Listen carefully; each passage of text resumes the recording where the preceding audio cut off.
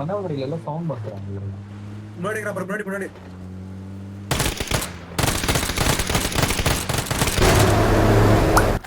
And then the devil was born.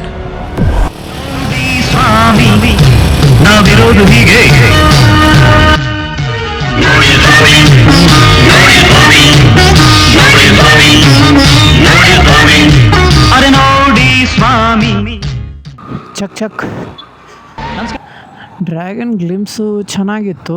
Over all visually ಚೆನ್ನಾಗಿದೆ. The way they narrated ಅದು ಕೂಡ ಚೆನ್ನಾಗಿದೆ. Introduction of villains ಅದು ಕೂಡ ಚೆನ್ನಾಗಿದೆ. ಇಂಟ್ರೊಡಕ್ಷನ್ ಆಫ್ ಸ್ಟೋರಿ ಅದು ಕೂಡ ಚೆನ್ನಾಗಿದೆ. ಒಂದು 7 day the devil was born ಅಂತ ರುಕ್ಮಿಣಿ ವಸಂತ್ ಹೇಳ್ತಾರಲ್ಲ, ಸಾಕಾಗಿತ್ತು. ಅದನ್ನೆಲ್ಲ ಹೆಂಗೆ ಯೋಚನೆ ಮಾಡ್ತಾರೋ ಗೊತ್ತಿಲ್ಲ. ಬಟ್ ಸ್ಟಿಲ್ ನನಗೆ ಆ ಡೈಲಾಗ್ ಕೇಳಬೇಕಾದ್ರೆ ಏನೋ ತಪ್ಪಿದೆ ಅಲ್ಲ ಅನ್ನಿಸ್ತಾ ಇತ್ತು. ಹೌದಾ, light is born on the first day ಅಂತ ಅಂದರೆ ಅದು ಹೆಂಗೆ ಅಂದರೆ ನನಗೆ ಫಾಲೋ ಅಪ್ ಡೈಲಾಗು ಅಷ್ಟೊಂದು ಕರೆಕ್ಟ್ ಅನಿಸ್ಲಿಲ್ಲ. But still good. And after that ನಾನು ಗೂಗಲ್ ಮಾಡಿದಾಗ ಗೊತ್ತಾಯಿತು ಅದು ಬೈಬಲ್ದು ಒಂದಿದು ಅಂತ. ಅವ್ರು ಅಲ್ಲಿಂದ ತೊಗೊಂಡಿದ್ರೆ ಏನು ಮಾಡೋಕ್ಕಾಗಲ್ಲ. ಬಟ್ ಅವರಾಗಲೇ ಏನಾದರೂ ಬರೆದಿದ್ರೆ ಬರ್ಸಿಲ್ ಅಲ್ಲೊಂಚೂರು ನೋಡ್ಕೋಬೋದಿತ್ತು ಅನ್ನಿಸ್ತು. ಇದು 1967 ನಡೆದಿರೋ ನಿಜವಾದ ಕತೆ. ಅಂದರೆ not like completely real story. Fact ಇದೆಯಲ್ಲ, ಬ್ರಿಟಿಷರು ಹೋದ್ಮೇಲೆ OPMಗೋಸ್ಕರ ವಾರ್ ಸ್ಟಾರ್ಟ್ ಆಯಿತು ಅನ್ನೋದು, ಅದು ನಿಜವಾದ ಕತೆ. ಅಲ್ಲಿ ಬ್ಲಡ್ ಬಾತೇ ಆಗೋಗಿತ್ತು ಇದರಲ್ಲಿ, ಬರ್ಮಾ ಟ್ರಯಾಂಗಲ್ಸಲ್ಲಿ. ಸೊ ಅದನ್ನಿಟ್ಕೊಂಡು ಒಂದು ಇಂಡಿಯನ್ ಕನೆಕ್ಷನ್ ಕೊಟ್ಕೊಂಡು ಅಫ್ಘಾನಿ ಟ್ರೇಡಿಂಗ್ ಕಂಪ್ನಿನ ಇಟ್ಕೊಂಡು ಅವು ಎಲ್ಲನೂ ಒಂದು ಸರ್ಕಲ್ ಮಾಡ್ಕೊಂಡು ಒಂದು ಕತೆ ಸೃಷ್ಟಿ ಮಾಡಿದ್ದಾರೆ Prashanth Neel. It's crazy I think. But ಆದ್ರೂ ನಾನು ಆಗಲೇ ಹೇಳಿದೆ, ಅದು ಅಷ್ಟೊಂದು ಸರಿ ಅನಿಸ್ಲಿಲ್ಲ ರುಕ್ಮಿಣಿ ವಸಂತ್ ಅವ್ರು ಹೇಳಿದ್ದು. ಏನು ಹೇಳಿದ್ರು ಅದು ಡೈಲಾಗು ಅಂತ. ಬಟ್ ಆನ್ ದ ಪಾಯಿಂಟ್ ಇತ್ತು. ಲೈಕ್ ಅವರು ಲಾಸ್ಟಲ್ಲಿ ಹೇಳಬೇಕಿತ್ತು, on the 7th day while the god was sleeping the devil was born ಅಂತ. ಅದನ್ನು ನೀಟಾಗಿ ಡಿಲಿವರ್ ಮಾಡಿದ್ದಾರೆ. ಅದು ಏನು ಹೇಳಬೇಕಿತ್ತು ಅದನ್ನು ತುಂಬ ಚೆನ್ನಾಗಿ ಡೆಲಿವರ್ ಮಾಡಿದ್ದಾರೆ.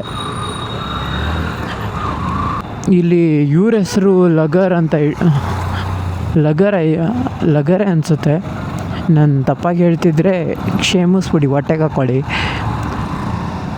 ಲಗರ್ ಅಂತ ಇಟ್ಟಿದ್ದಾರೆ ಅವ್ರ ಹೆಸರು. But that is something code name I guess, or Dragon is a code name. ಅವು ಎರಡರಲ್ಲಿ ಒಂದು, ಎರಡೂ ಕೋಡ್ ನೇಮೇ ಅನಿಸುತ್ತೆ. ಅಂದರೆ ಮೇಡಪ್ ನೇಮ್. ಇನ್ನು ಮೂವಿಲೇ ಒಂದು ಮೇಡಪ್ ನೇಮ್ ಆಗಿರುತ್ತೆ. ಅವ್ರ ನೇಮೇ ಏನೋ ಬೇರೆ ಇದೆ ಅನಿಸುತ್ತೆ ನನಗೇನೋ.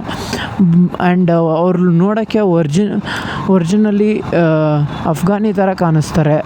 But still I don't believe he is Afghani.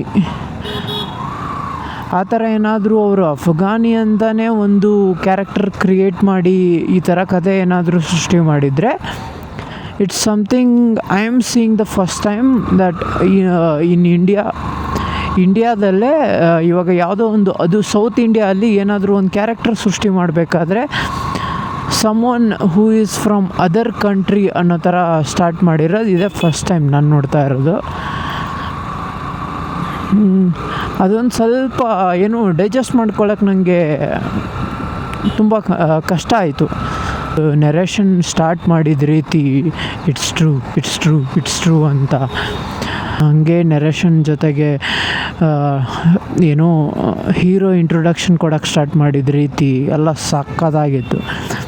Like ಅದು ಒಂದು ಆಫ್ರಿಕನ್ನು ಅವ್ನು ಯಾರೋ ಗೊತ್ತಿಲ್ಲ, ಒಬ್ಬ ಎದುರ್ಕೊಂಡು ಕೂತ್ಕೋತಾನೆ ಗೊತ್ತಾ ಮೂಲೆಯಲ್ಲಿ. ಒಂದು ಕ್ಯಾರೆಕ್ಟರ್ ಬರುತ್ತೆ ಮಿಡ್ಲಲ್ಲಿ. ಅದು ಅಂದ್ರೂ ಸೇಮ್ KGF ಫೀಲ್ಸೇ ಬರುತ್ತೆ ನೋಡ್ತಾ ಇದ್ದರೆ. ಈಸಿ ಗೊತ್ತಾಗುತ್ತೆ this is made by Prashanth Neel ಅಂತ. ಆ್ಯಂಡ್ ಡೌಟೇ ಇಲ್ಲ, NTR ಕೂಡ ಒಳ್ಳೆ ಈಸ್ ಗುಡ್. ಅದಕ್ಕೆ ಅಲ್ವ ಎಷ್ಟು ವರ್ಷ ಇರೋದು. ತುಂಬಾ ಇದೆ ಕಥೆಯಲ್ಲಿ. ಬಟ್ ಸ್ಟಿಲ್ ನೋಡಬೇಕು. ಕತೆ ಮೂವಿ ರಿಲೀಸ್ ಆಗುತ್ತಲ್ಲ ಇನ್ನೂ 1 ವರ್ಷ, ನೋಡೋಣ. NTR ಅಫ್ಘಾನಿನೇ ಆಗಿದ್ದರೆ there must be another hero.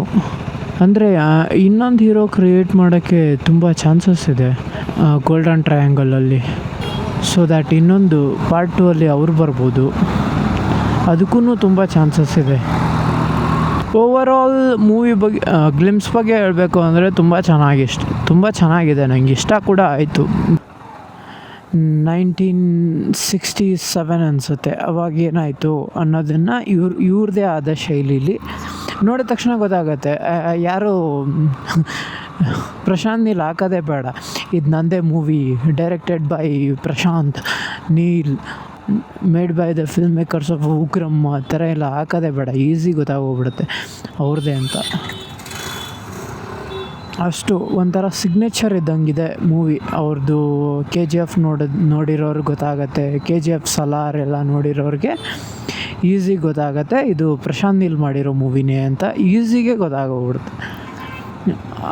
ಆ ರೇಂಜಿಗೆ ಸಿಗ್ನೇಚರ್ ಸ್ಟೈಲಲ್ಲಿ ನಮ್ಮ ಪ್ರಶಾಂತ್ ನೀಲ್ ಮಾಡಿಕೊಡ್ತಾರೆ ಮೂವಿನ.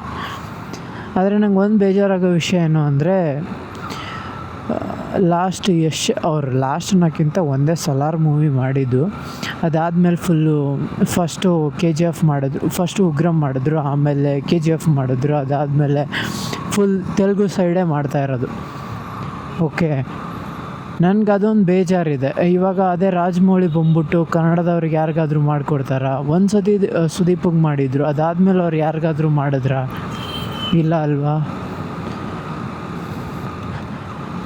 ನನಗೇನಾಗಬೇಕಾಗಿಲ್ಲ, ಅವ್ರು ಎಲ್ಲಾದರೂ ಮಾಡ್ಕೊಳ್ಳಿ, ಬಟ್ ಕನ್ನಡದಲ್ಲಿ ಮೂವೀಸ್ ಜಾಸ್ತಿ ಬರ್ತಿಲ್ಲ ಗುರು, ನನಗದೊಂದೇ ಬೇಜಾರಾಗೋದು. ಅದು ಬಿಟ್ಟರೆ ಬೇರೆ ಏನಿಲ್ಲ. ವಿಶ್ವಲಿ ಚೆನ್ನಾಗಿತ್ತು, ಮ್ಯೂಸಿಕ್ ಅಂತೂ ಸಖತ್ತಾಗಿತ್ತು. ಲಾಸ್ಟಲ್ಲಿ ಇನ್ನೇನು ಎಂಡ್ ಆಗಬೇಕಾದ್ರೆ, ಲಾಸ್ಟ್ ಟೈಮ್ KGF ನೋಡಬೇಕಾದ್ರೆ ಏನು ಫೀಲ್ ಬಂದಿತ್ತೋ ಅದೇ ಫೀಲ್ ಇವಾಗ ಡ್ರ್ಯಾಗನ್ ಗ್ಲಿಮ್ಸ್, ಜಸ್ಟ್ ಚಿಕ್ಕ ಗ್ಲಿಮ್ಸ್ ನೋಡಬೇಕಾದ್ರೆ ಬರ್ತಿದೆ.